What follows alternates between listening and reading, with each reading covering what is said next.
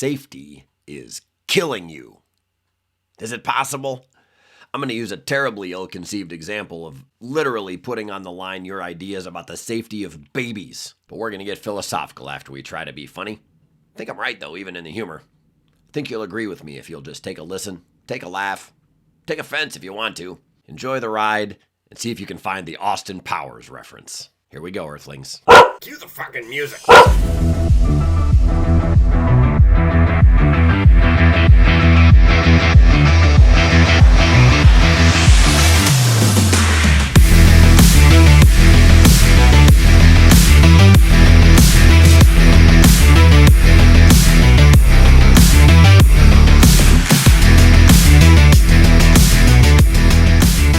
Earthlings, how's it going? I'm Matthew East. We are off topic. I'm glad you're here.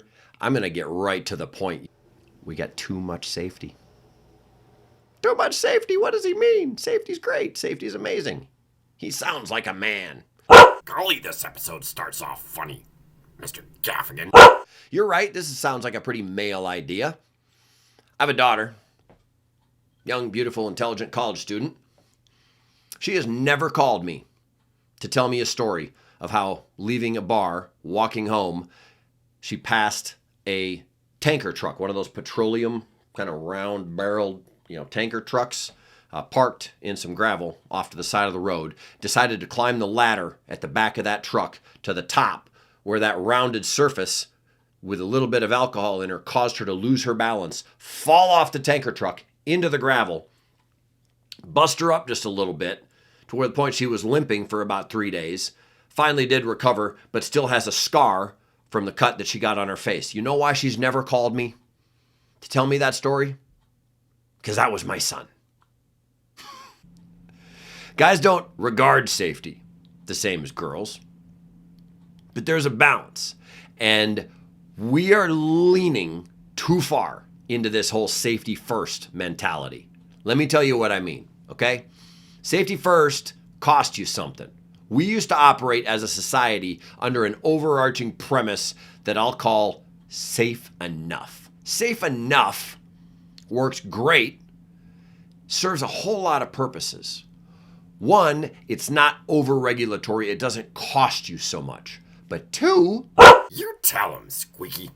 almost everybody can operate under safe enough and not die. The only people dying with the safe enough premise are the dumbasses. And there's a guy that lived a while back named Charles Darwin. He came up with something called the theory, the concept of natural selection. And what Charles Darwin would say about that circumstance is that when that dumbass died, it made the world as a whole a better place. Hey, I didn't say it, he did. It is a bit of a paraphrase. Insensitive? Maybe. But we are killing ourselves with safety, and it's everywhere. Now, I'm going to give you an example proving this point, that we do it from the very beginning of our lives, and then it continues on. But the very beginning example is this: car seats. Car seats, there never used to be more than like one car seat. You got to have like 4 now between the time that your wife squirts out the kid. Well, I'm the guy. If you're the woman, then you squirt out the kid. I know it's harder than that. But from the time you got the kid to the time that kid is big enough to sit in the back seat independently, facing forward with the seatbelt provided by the auto manufacturer. Very shortly after which, trusted to buckle themselves in all by themselves, you can drive them to the DMV to get their own fucking driver's license. Is like this incremental step of these super important, apparently, things. It begins with the reverse inverted cradle, padded cradle with the 5-point harness that's got to be installed in your vehicle by a fucking police officer. And then the next one is still facing backwards, but it's bigger because they get too big for the first one. Then it turns around and it's got the head thing. Then it turns into a booster. And finally, they get to be all by themselves back there, safe and sound. Were we snapping the necks of kids in the 70s and 80s? Were we just driving around and kids were just falling apart back before we had all these rules? Before all this research and development and all this stuff went into all these products and requirements and laws? I don't think we were. I was a kid. I remember crawling like up into the back window, laying like a seal on a rock in the sunshine back there because it felt so good. And there was enough room because we made our cars like huge behemoth platform-based structures on wheels. Worked great. Or if somebody had a station wagon, then all the kids would climb in the back of the station wagon like guppies in a fucking jar all over each other. Well, some parent would drive you, probably with a beer in their hand, to Chuck E. Cheese. You get out, roll out of the vehicle, run into Chuck E. Cheese so that you could dive into a pool of plastic balls that had been there since the building opened, never cleaned, covered in God knows what, spit and sweat and urine and vomit. And the best idea you could come up with was to swim as deep down into those balls as you could, bury yourself down on the bottom surface, because that's where all the clean shit ended up, right? Well, you climb out of those balls when it was time to eat. You go sit and eat pizza prepared in a kitchen that hadn't passed a health inspection ever without washing your hands. All to celebrate somebody turning 9. Well, guess what? That kid turned 10. And so did we. I'm not the only one that survived. And yet we've required more and more and more to protect us along the way. It's knucking futs. Earthlings, where does it end? Let's talk about that with sports and a whole bunch of other things coming up with the rest of this episode. I just redid this intro because I like it this way. I hope it entertained you. But let's dig in here. You guys ready? Here we go. Safety is not first. And those who say that it is might mean well, or they might be using it as a tool. If they do mean well, there's some narcissism involved that I'm going to tell you about here in a few minutes. But at the end of the day, we are overprotecting, over-regulating, overruling our society. Starts with kids, it moves in every single direction. Here's why it's so insidious. It's really, really hard to argue against safety. A rule is put in place to prevent injury in a sport. Such as the NFL, rebranded to stand for now fucking lamer. Injuries are prevented, and it feels good. Then someone else gets injured in another way. Now you need another rule. Rinse and repeat. Have you guys seen the marshmallow helmets? I think it was new this year. Good Lord, Squeaky. There are better ways to sound shocked. These huge, I don't even know why I bothered. jack-in-the-box looking, bobblehead looking puffy helmets that some players have around their heads so that they can go in and play. And I assume those players would rather play without those things, but the doctor said you are out or you are wearing the marshmallow hat. I can't believe that we've gone this far. If it's that bad, sit them out. Tell me I'm not the only person out here laughing at that shit. That's what grown men playing sports need, is another excuse to make fun of each other. Let's shape the actual player like a comedian's microphone. Big old ball on top. My wife and I did things to teach our children how to understand boundaries, how to learn to regulate themselves as opposed to overprotecting at every turn. We lived on a corner, and so there's, a stop sign and cars going by all the time. Two-sided street yard. And by the time my kids were 4.5, 5, whatever, before school even started, they were allowed to play outside in that yard by themselves. The neighborhood was safe. Cars aren't always safe. But my kids, from the time they were 2, had been taught in very tiny increments how to respond to verbal cues, how to understand boundaries, to know that where the concrete is not okay. At the beginning with constant oversight, and then a little less, and then at some point silent oversight where you were testing their knowledge, and then finally realizing that they were completely trustworthy with this simple rule, and they would stop each other and stop themselves and ooh, not the concrete, and whatever else of the curb to keep them off. You know, if a car's going to come into my yard and hit him, I can't help him if I'm out there anyway. So you want to go to the extreme. But we were judged as parents for our kids being out there by themselves because those parents had their kids on leashes. Have you ever seen the kid leash? Like just run. There's no verbal cue obedience necessity because the kid gets to the end of your tether, which, by the way, can change lengths, and just gets jerked back like a fucking dog. But they're safe, right? If you're paying attention all the time. And are you going to be paying attention all the time their whole life? Oh, you're exaggerating. No, I'm not. It's a starting point. And you progress in the direction that you begin. And if you don't begin in the right direction, you're going to progress in the wrong direction. It is what it is. When a child is overprotected, they never learn to manage risk. Now, I can go a different direction with that too. It goes into over-provision. We'll take a little segue here. When a person is over-provided for, you know, when do they learn to problem solve and provide for themselves? When do we stop giving everything to our kids just because we can? My answer? As soon as freaking possible. Slowly, whenever possible, and carefully, but as soon as possible. Take away the gifting, the automatic, I want, therefore I receive mindset. There's never a good time. You can say, well, we can. How can we not when we have the ability? How can we not help them? We love them. Well, is that love? Is giving them everything they need without requiring them to figure it out and how to provide for themselves love? It might feel like love, but it's actually a pretty narcissistic version of it because you want to think my kids need me. That's narcissism. It might even feel good. It feels good in adult relationships to be needed by your partner until you're the only one doing the providing and they're the only one doing the needing and it's a one-way battle and it turns into a shit show. Disclaimer. Mr. East's last shit show, per se, occurred about 30 years ago and he learned from it.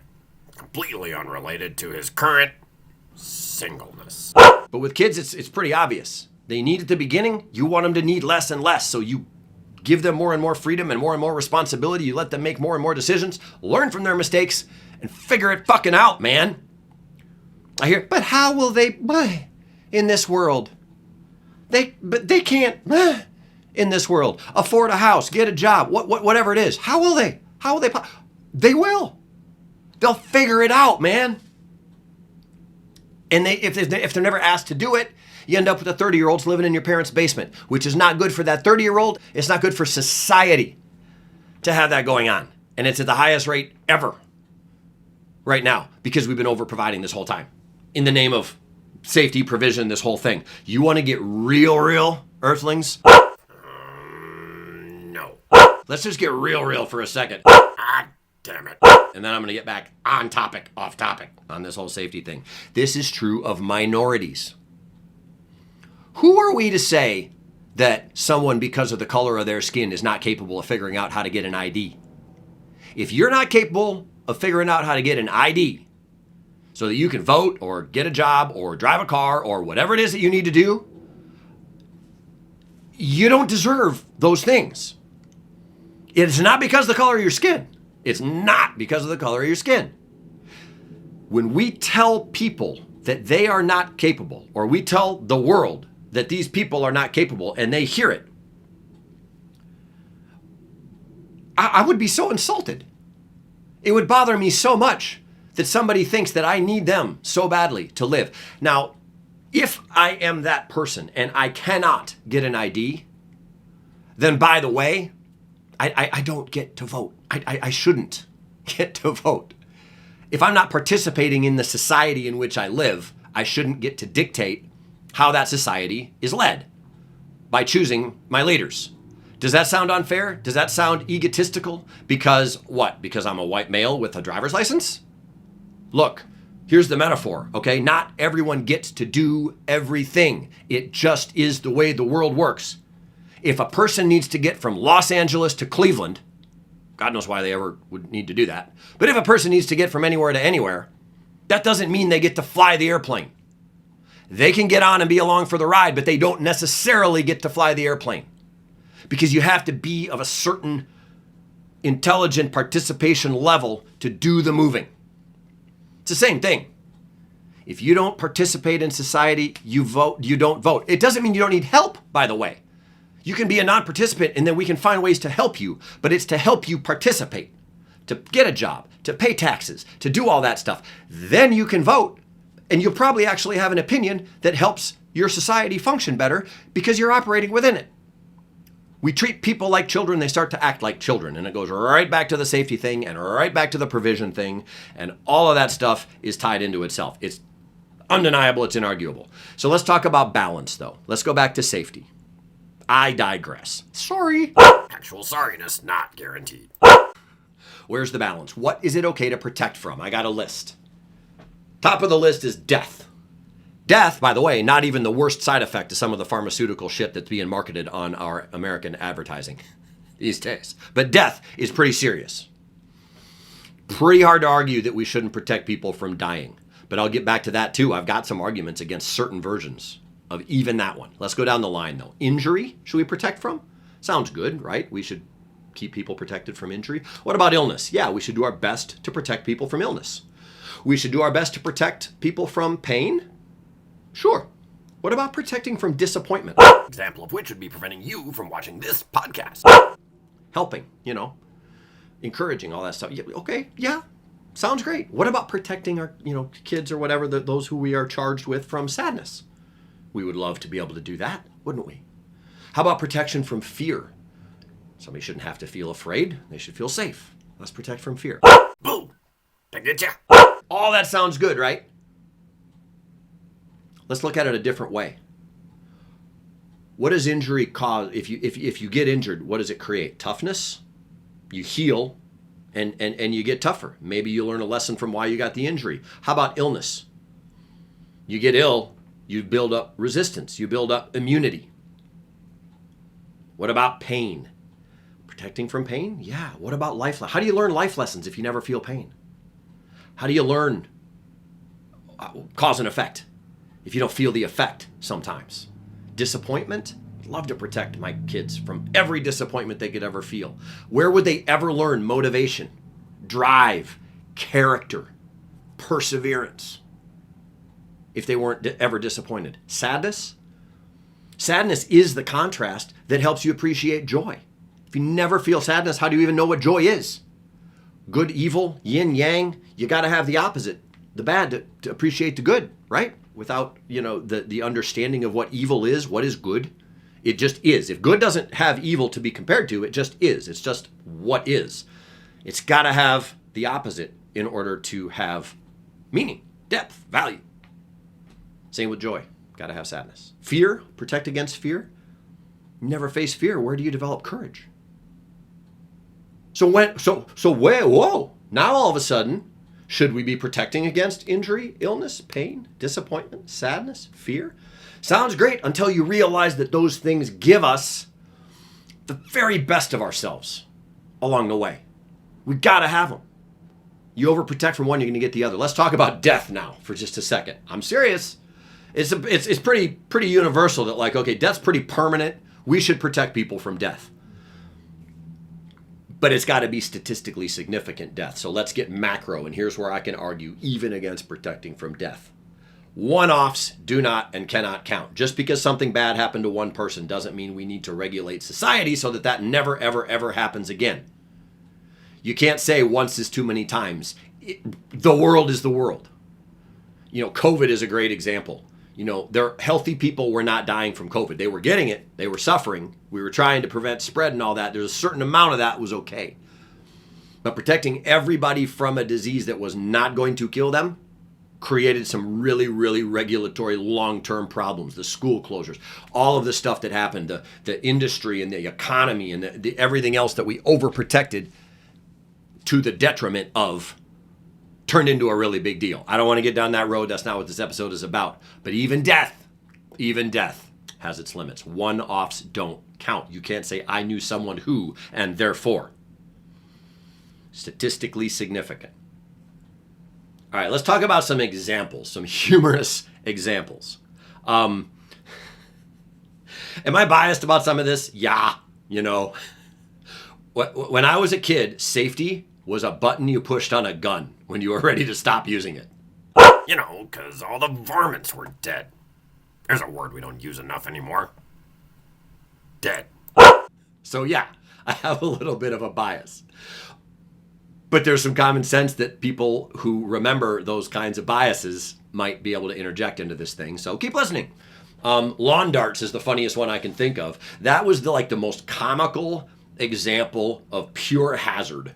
You threw a metal heavy projectile into the air to come down, stick into the grass, hopefully within the boundaries of a fucking hula hoop, and you scored like horseshoes, except it was lawn darts.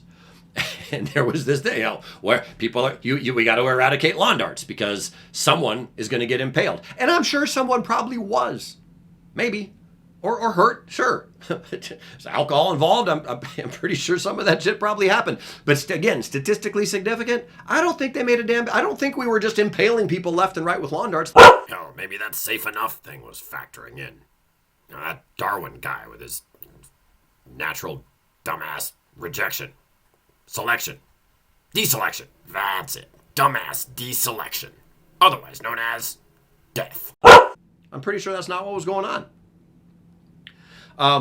Car seats, as I brought up earlier, I don't think we were snapping babies' necks in the 70s. We all made it. But at some point, somebody decided that safety needed to be added. And then it just kept going and going. And the cost of all that, by the way, the research and development, the testing, the product creation, the safety standards, that all got passed on to us. Speaking of significance, life itself, Earthlings, is about risk. It's about accepting risk. You get out of bed in the morning. You are taking a risk. The juxtaposition is that if you stay in bed, you're taking a different risk, and that's my point. But let's talk about risk, because statistics are cool. Now, a lot of statistics you can get to say whatever you want them to say, and so I don't put a lot of... That's what I learned. I hated statistics in college. That's all I learned about statistics, is that a human being can make numbers say whatever they want. So when someone quotes a statistic, question it. It's worth your time. But here's some basic stuff. Getting into our car, we have a 1 in 10,000 chance on any given day of getting into a wreck. 1 in 10,000. Okay. Eating. We have a 1 in 2,500 chance of choking on our food. I needed that anyway. We do those things every single day, despite the fact that there is a relatively high chance that something bad will happen to us. Even though those numbers are still pretty low for comparison, this is proof that it's all in our heads, by the way, and that we choose about what feels good related to how hard we react to it. A shark attack. If you get in the ocean, you have a 1 in 3.7 million odds of getting attacked by a shark. The odds do get worse, however, if you factor in the dangers of the ill-tempered sea bass. How much, you ask? About 1 million. Nothing like a fake voice doing an impression. What were we even talking about? Yeah, which of those three things are more of us scared to do? I know a lot of people hop in a car, eat their dinner, who will not get in the ocean when they go to the beach. But the ocean is way safer than your car. Now, the car you can say is necessity. The food you can say is necessity. And I get that. I understand it. But the numbers don't lie. We do not think about the things that we are used to and accustomed to. The problem is we're preventing ourselves from getting used to and accustomed to too much. Too much regulation is taking too many of the good things in life away from us in the name of safety. And then we're going to go to the beach a couple times a year and stay on the sand and not get deeper than our knees in the water because of the 1 in 3.7 million chance that a shark is going to come and eat us. But that's an example of the mental side of this safety thing and an example of the fact that we can overcome it. Anybody can get in the ocean. And you're really going to be safe most of the time. Earthlings, once a germaphobe is set on a path, germaphobe is set on a path. What's a genophobe? Is that a thing? Genophobe. I'm going to look that up. I'm going to figure that out, what a genophobe is. Maybe we'll enter it and we'll add it. You get 3 marks because guess what genophobe means? We know why Mr. East didn't know.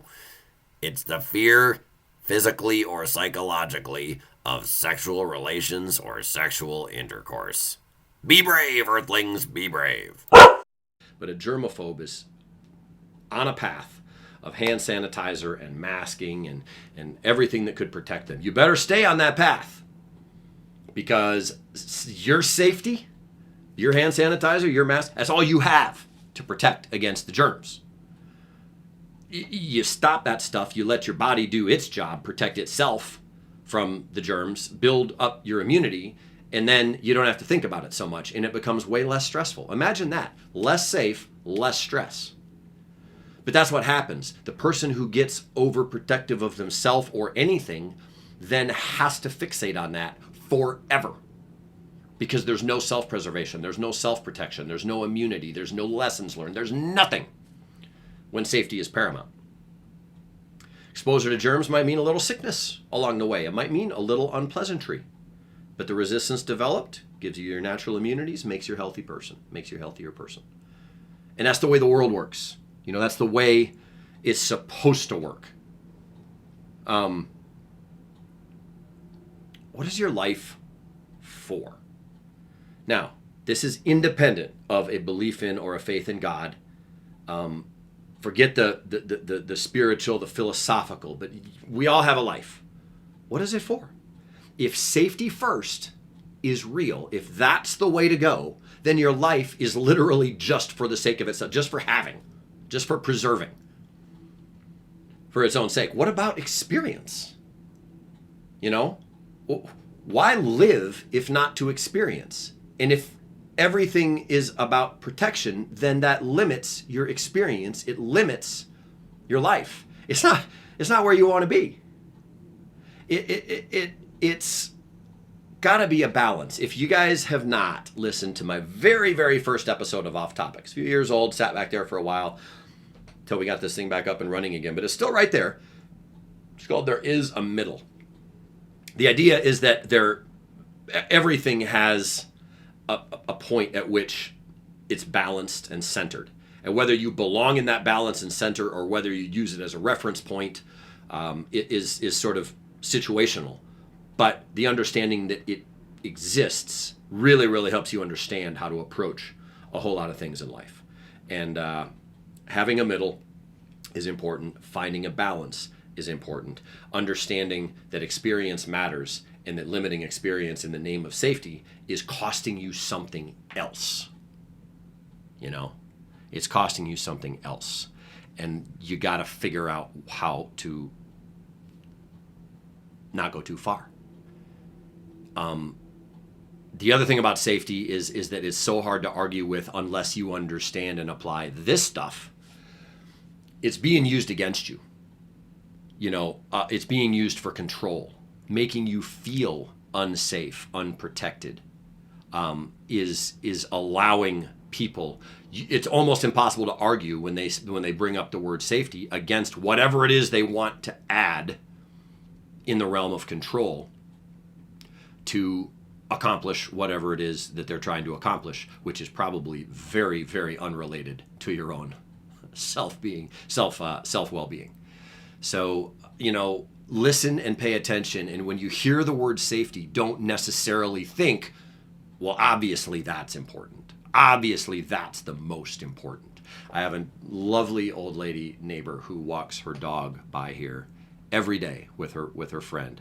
And every day every day I see her, we greet. And as she's walking past, says, "You have a nice, safe day."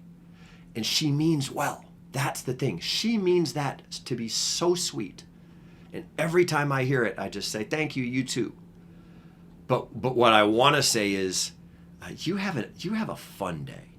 You have a great. You got a little bit of life left, and you're out here in the sunshine walking that dog that I know you love very much, you know. But I hope you have a fun day. I hope you have a great day. Not necessarily always with safety at the top of the list. And maybe we can all learn just a little bit from that and figure out where do we want to be at that point, looking back on our life saying, well, at least I protected myself. and I still got to keep doing it? Or would we say, I took some risks, I had some amazing experiences, I learned some lessons, I made some mistakes, I grew, I became, I lived. Safety's not first. See you next time.